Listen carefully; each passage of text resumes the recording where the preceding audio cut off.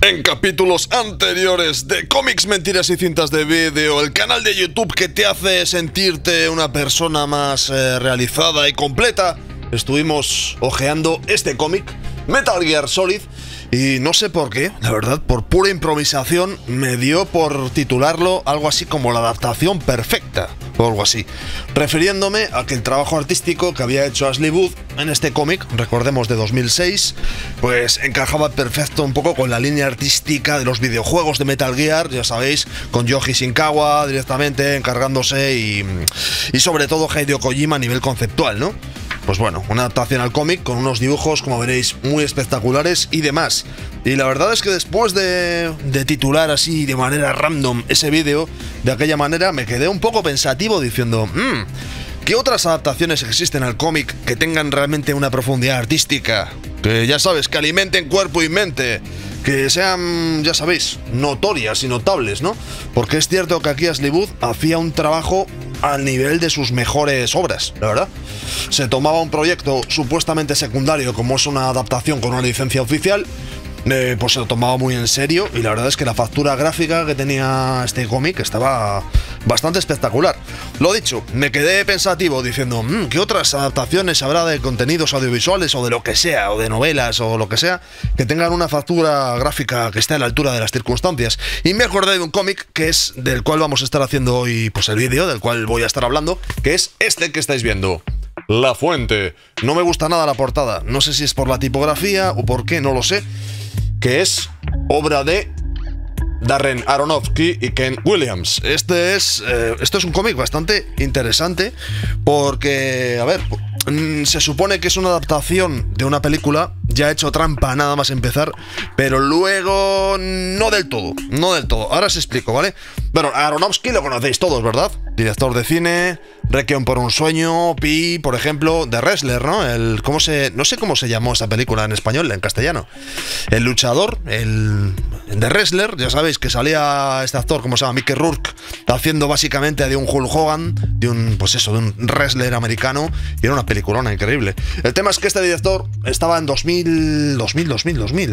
¿En qué año? ¿De qué año es esto? 2000 me parece. Joder, 2006 puede ser también. Sería un poco coincidencia cósmica, ¿no?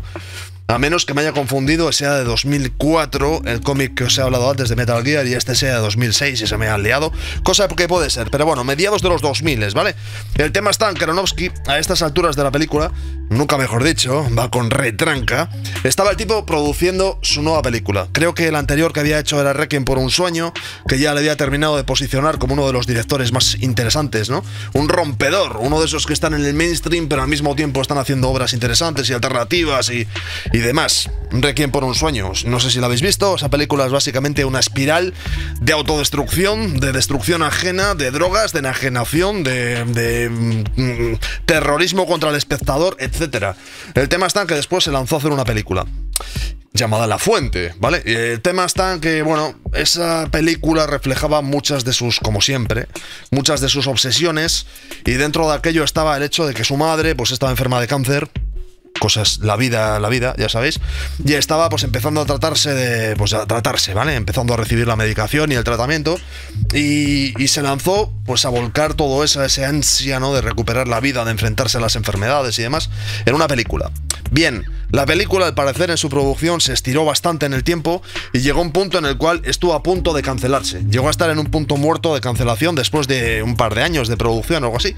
Y Aronofsky pues decidió que tenía que salir de alguna manera a la calle esa historia, que tenía que publicarse, y reencauzó el proyecto para que fuese una novela gráfica. El tipo tampoco, al parecer, tampoco sabía demasiado de cómics o algo así, pero se encauzó y se puso en contacto con Karen Berger, que es la directora de el sello Vértigo, o lo era más bien, cuando existía el sello Vértigo. Vértigo Comics, ya sabéis, la línea adulta, alternativa, diferente, a veces experimental, de DC Comics, donde se publicó Predicador, Sandman, Hellblazer, mogollón de historias, Transmetropolitan, muchísimos cómics, posiblemente muchos de los mejores cómics de los 90 se publicaron en Vértigo, y Vértigo es posiblemente uno de los motivos por los cuales cada vez que alguien dice que la década de los 90 no fue buena en los cómics, puedes defenderte con fuerza, diciendo, vale, muy bien, pero búscame en los 80 una línea editorial equivalente a lo que publicó Vértigo, que fue muy consistente y prácticamente toda la década además. Increíble. El tema está en que esta editora, Karen Berger, pues es una editora, digamos que con un perfil editorial no excesivamente comiquero. No sé cómo decirlo, se acerca más al tipo de editora que hace novelas, que hace libros y demás, tiene un perfil como más arty, llamémoslo así. Y bueno, la cosa es que consiguieron encauzar el proyecto y pusieron en contacto a Aronofsky con Kent Williams, que es ahora cuando ya por fin conseguimos hablar de Kent Williams, que es el encargado de las imágenes que estáis viendo ahora mismo. A estas alturas, Kent Williams ya era famoso, ya era totalmente famoso dentro y fuera del mundo del cómic, y al parecer, pues al leer el guión que le pasó a Aronofsky, que había hecho para la película, pues estuvo encantado, dijo que ok, que adelante, que hacían el cómic, y se encargó de la factura gráfica. Kent Williams, pues a estas alturas ya era famoso porque había dibujado una historia de Caos y Lobezno llamada Meltdown, que veremos por aquí en algún momento, cuyo guión me parece un desastre, pero a nivel gráfico me parece fantástica. Otra historia llamada Wolverine Killing, asesinato de Lobezno, aguja dinámica, ya sabéis, que está como dibujado ahí como a tinta, con unos colores muy sutiles. Una historia interesante, no aporta demasiado, pero a nivel gráfico muy interesante. Y luego otras dos obras muy importantes, es así, que yo diría que son un poco las más relevantes del autor, que las veremos aquí las dos, que son Tell Me Dark, Dime Oscuro, y otra llamada Blood, un relato sangriento. Ambas son historias muy góticas, con vampiros de por medio y maldiciones y muerte, y a veces tienen un rollito un poco Ice White Sat, la película de Kubrick, por ejemplo, así como con un rollo muy de sectas, oscurantismo y demás, y tiene su rollo, un ilustrador, este tío además, este es el perfil de artista que la verdad es que me he acordado este cómic en parte por él, porque si Ashley Wood, en el anterior cómic que hablamos de Metal Gear, representa un perfil de artista de cómic, que de acuerdo, ha hecho viñetas, ha dibujado cómics y tal, pero también ha saltado un poco a las galerías, ha saltado un poco al diseño conceptual, a las portadas, ¿vale? Se ha salido un poco de lo que son los límites formales del cómic. Kent Williams es exactamente ese perfil, pero 10 años antes. Kent Williams era como el modernete, fotosopero, tecnológico, videojuegos, nuevas producciones, rollo digital. Y Kent Williams, digamos que era uno que entre los 80 y los 90 representaba un poco esa especie como de nueva tendencia que apareció, por así llamarlo, que se puso de moda de los cómics pintados, de, ya sabéis, abrir la puerta de los cómics a los museos, ¿no? Y este tío, pues, hizo de todo, desde portadas para revistas, ilustraciones para revistas como yo que sé, Playboy, revistas muy famosas, exponer y vender un montón de obras, tener libros ahí caros con obra de grabados y todo este rollo, y por otro lado hacer cómics. Es el tipo de artista, pues eso, que no es exactamente el perfil de dibujante que te imaginas en un estudio trabajando para una Marvel o una DC, ¿no? Sino el tipo de artista, pues un poco más alternative. Y bueno, pues así es como llegamos ya un poco a lo que sería este cómic, que curiosamente se convirtió en una suerte de redefinición de lo que sería el proyecto de la película. A raíz de la novela gráfica, Aronofsky se dio cuenta de que su guión y su producción anterior tal vez eran demasiado ambiciosas, y la película se acabó recomponiendo de una manera un tanto más indie, un tanto más independiente, con un presupuesto más bajo, y acabó haciéndose la película. Y de hecho salieron el mismo año la novela gráfica y la película, sin ser exactamente, siendo dos proyectos hermanos, sin ser exactamente ninguno de los dos un derivado del otro. O sea, muy lío, sí, muy complejo, lo sé, muy extraño, también lo sé. ¿Y por qué lo sé? Porque estás en Cómics, Mentiras y Cintas de Vídeo, que es ese canal que te alimenta el cuerpo, la mente, el alma. Te alimenta, llena tu estómago agradecido y te trae los cómics buenos y los malos, y los intermedios no te los trae. Solo me interesa si un cómic es patéticamente malo o extraordinariamente bueno. Y a veces pues a veces piso mis propias normas, porque al fin y al cabo las normas son para romperlas. Y yo soy Samuel M. Jackson, por cierto, con M de mucha pintura. No se me ocurre mucho más que decir. Con M de maldito Kent Williams, lo haces muy bien, a pesar de que este no es, para mi gusto, su mejor cómic. Pero bueno, como veréis, páginas muy interesantes. Ahora las vemos con más calma, Vale. La fuente, ya os he puesto en el contexto, ya sabéis quién lo edita, ya sabéis cuáles son los autores, y sobre todo aquí vamos a hablar, sobre todo, es lo que más nos vamos a centrar, en el trabajo de Kent Williams, que creo que este es un buen punto de partida, para posteriormente ver otras de sus obras que seguramente son más interesantes. Bueno, lo primero, a nivel de estilo, o sea, vamos a ir a por el elefante en la habitación directamente, vamos a ir a por ello, a por el tema principal. ¿Cómo trabaja Ken Williams? ¿Cómo trabaja? ¿Cuál es su estilo? ¿En qué se basa? ¿Cuáles son sus influencias? ¿Cómo? Vale, pues hay una que está evidente, que está saltando en tu cara, que te está gritando, que es Egon Schiele. Egon Schiele, no sé si estáis familiarizados con este pintor / dibujante. Si no estáis familiarizados, a mí me encantaría hacer un vídeo sobre él, aunque no sea un vídeo en plan demasiado profundo ni intelectual, sí que me gustaría ojear algunas de sus páginas para que veáis este artista clásico. Bueno, no es clásico porque es una etiqueta, pero bueno, este artista, lo mucho que ha influenciado a dibujantes como Bill Sienkiewicz, como este propio Ken Williams y otros. Su trazo nervioso, su representación de las caras así, de una manera muy emocional. Esta manera muy expresionista que tiene y demás, es un tío que ha marcado escuela y que realmente Ken Williams en muchos aspectos es un tío que de alguna forma te está diciendo cómo podría hacer Egon Schiele los cómics de haber vivido la etapa de estos, en lugar de haber vivido pues en una época anterior y más compleja, ¿no? Como veréis, muy expresivo, muy expresivo, y eso que aquí ya os digo que esta no es su mejor obra. Aquí tiene muchas, se nota además, tiene muchas soluciones digitales que le quita como fuerza. Normalmente en sus obras anteriores todo era muchísimo más artesanal, los pigmentos, la tinta, aquí pues bueno, hay un poquito más de todo, un poco más de mixed media, pero como veréis los dibujos pues chillan, gritan, parecen más cuadros que otra cosa, ¿no? Y a nivel narrativo, pues evidentemente, como suele pasar con este perfil de artista, pues lo que es la secuencia, la famosa secuencia de los cómics, el orden, el ritmo, pues se resiente un poco.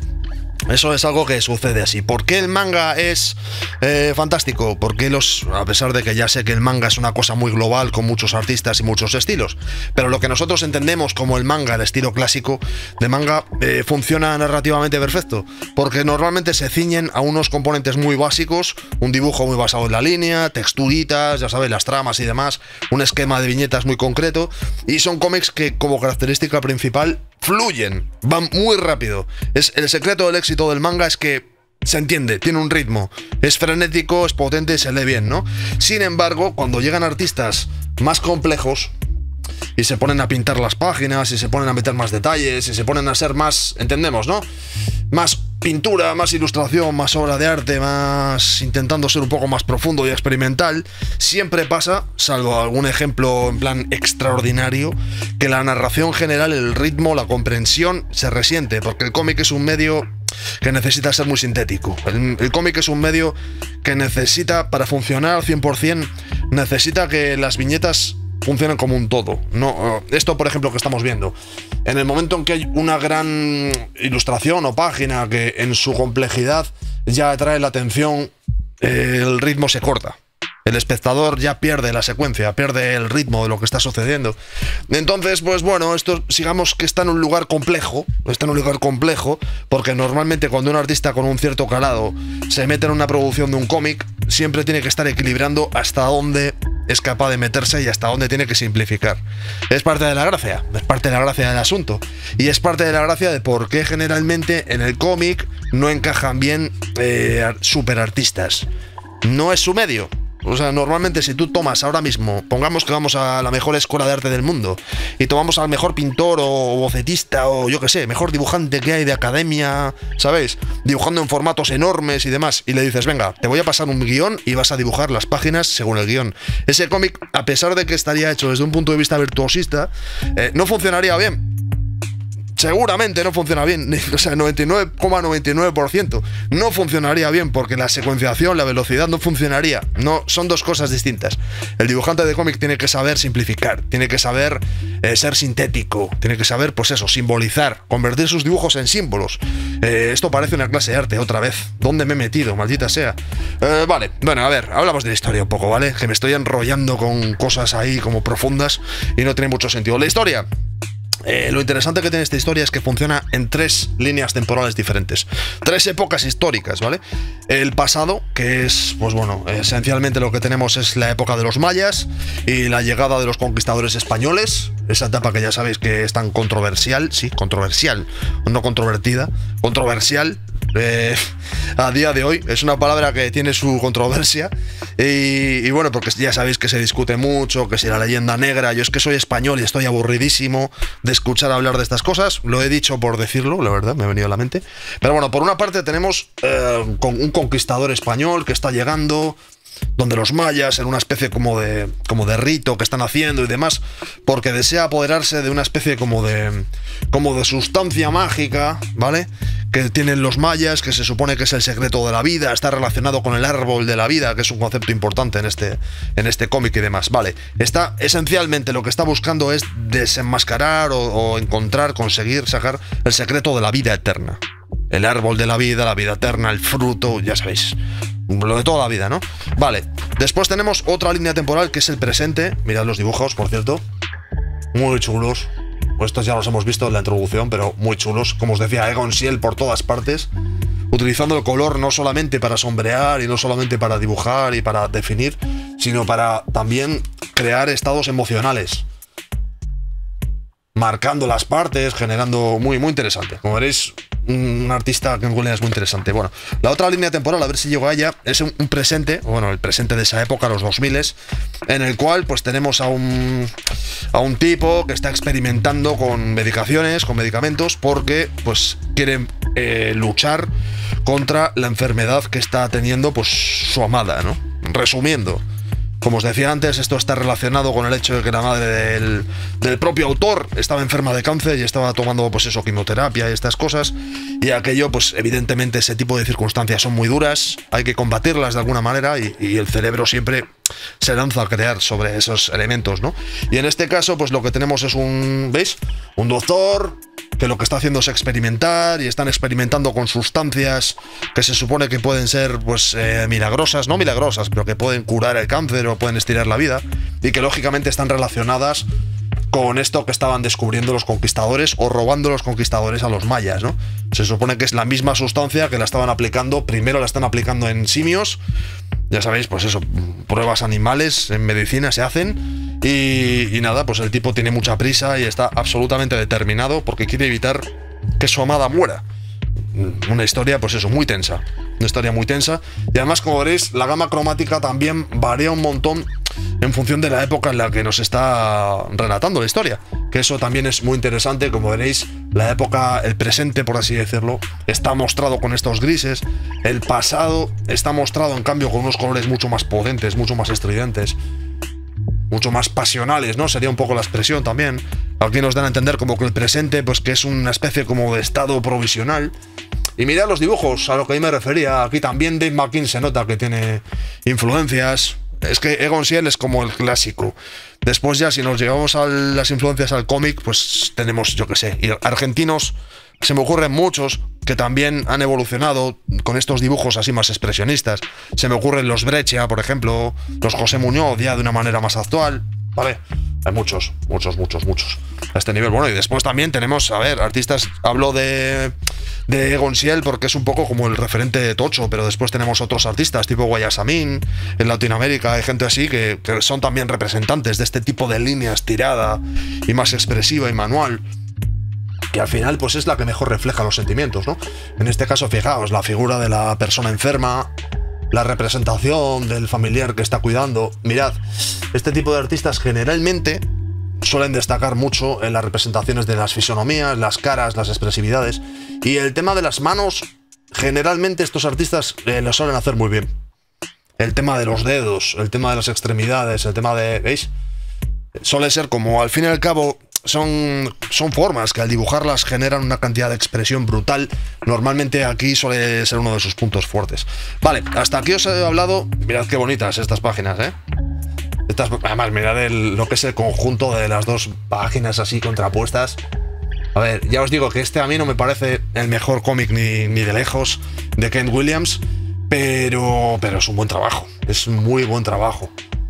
El intimismo aquí, los colores una vez más, muy bonitos, preciosos. Cómo funcionan los azules con estos colores así. No son colores estridentes, generan intimidad y demás, sugieren ahí pues como una sensación, ¿no? Una sensación ahí de levedad. Joder, qué vídeo me está quedando más culto, joder.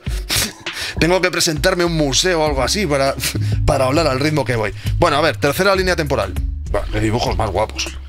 La tercera línea temporal, a ver si sale en algún momento por aquí. Bueno, la historia evidentemente nos va a ir contando que cada vez la mujer está más enferma y que la solución que están haciendo, que están probando los médicos, pues que cada vez llega más tarde, ¿vale? Por el camino, pues bueno, más saltos temporales, volveremos a hablar en el pasado, se reflejarán los personajes, eso es interesante. Los personajes, existe como una especie de idea no muy bien definida, como de líneas de reencarnación y demás. Hay personajes que se reflejan del presente al pasado, por ejemplo, aquí tenemos a la reina, que de alguna manera refleja a la mujer enferma. Vale.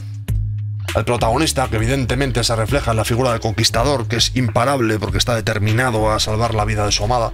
Dibujos muy, muy bonitos. Vale, a ver si llegamos a la tercera línea temporal. La tercera línea temporal, que joder, es que las páginas son tan chulas que es que dan ganas de pararse a hablar en todas, maldita sea. La tercera línea temporal, aparece ya de una vez, maldita sea, es una línea del futuro. Es una línea en la cual ya se proyecta una especie de futuro bastante surrealista, es esta de aquí, en la cual están, sí, literalmente cabalgando por el espacio, ¿vale? No se sabe muy bien qué ha sucedido, pero están cabalgando por el espacio, intentando como sobreponerse a la muerte. Y están cabalgando una especie como de... ¿Cómo decirlo, tío? Como de entidad que es el árbol de la vida. Están yendo como a lomos del árbol de la vida y surcando el espacio en busca de la vida eterna y de la reencarnación y todas estas cosas, porque ahí es donde se supone que finalmente la búsqueda de conseguir rescatar a la persona amada triunfa, ¿no? Es como que allí es una historia que trata mucho sobre la imposibilidad, pese a la determinación que tiene el protagonista, la imposibilidad que tiene de salvar a la persona que quiere, que evidentemente es una forma que tiene también de mostrarnos la impotencia que genera pues una enfermedad como es el cáncer, donde te la encuentras. Que es algo que está al alcance de tu mano, la persona puedes verla, la persona puedes hablar con ella, pero al final la enfermedad es un algo que está fuera de tu control. Y aquí es como que lo está desahogando de gran manera en esta figura del árbol de la vida y el universo, ¿veis? Que se expande y al final acaban como navegando. Mirad qué dibujos más guapos. Y al final, pues al aceptar un poco que la muerte no es más que la vida, no es más que una continuación del ciclo, es cuando realmente se llega a una especie como de catarsis y finalmente es cuando se consigue pues rescatar un poco la figura de esta persona que se encuentra a otro nivel. El final, evidentemente, mirad qué bonito. El final, evidentemente, pues está muy abierto a interpretaciones y es mucho menos palpable, digamos, que el resto de la historia. Pero como veréis, sí que hay un aire así como de redención final, como de decir, nuestro héroe, entre comillas, nuestro protagonista, luchó tantísimo con la situación que finalmente, pues supongo que aunque sea por el hecho de haberse descubierto tanto a sí mismo, finalmente sí que encuentra, ¿no?, una paz. Que también es mucho la paz final de la muerte. Fijaos que nos encontramos a la mujer desnuda frente a su tumba y estas cosas, pues bueno, historia, ya os digo, es una historia que es confusa, porque al fin y al cabo es Aronofsky, no sé si habéis visto sus películas. La película de Pi, por ejemplo, estaba muy bien, pero jugaba a bombardearte con miles de ideas que se entrecruzaban y justo cuando estabas más vulnerable, porque no entendías absolutamente nada, era también cuando más te gustaba la historia. Cosa que, por cierto, también hace Hideo Kojima en sus videojuegos, y esto nos trae también al cómic que estuvimos viendo de Metal Gear Solid. En todo caso, espero que como mínimo hayáis visto el trabajo de Ken Williams, que en este caso es súper interesante. Ya os digo, Egon Schiele por todas partes. Hay otras influencias, evidentemente, pero yo diría que la más potente es Egon Schiele. Ponedme qué opináis vosotros, si conocéis a este artista, si creéis que tiene otras influencias, si se os ocurren otros artistas que puedan tener una línea temática parecida. Ponedme en comentarios si os parece, así como si lo he hecho bien, si lo he hecho mal, si os ha gustado, si no os ha gustado, si se os ocurren otras adaptaciones o yo qué sé, novelas gráficas con un estilo peculiar que os gustaría que viésemos aquí en el canal, o cualquier otro tipo de contenido relacionado con, ya sabéis, cómic de superhéroes o no de superhéroes, ilustración, animación, arte pop, yo qué sé, cualquier historia.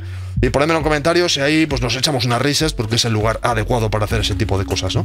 De la misma forma os digo con tremenda furia, que os suscribáis si no estáis suscritos y me vais, yo qué sé, hacedme rico de una vez. Yo al fin y al cabo esto lo hago por los millones.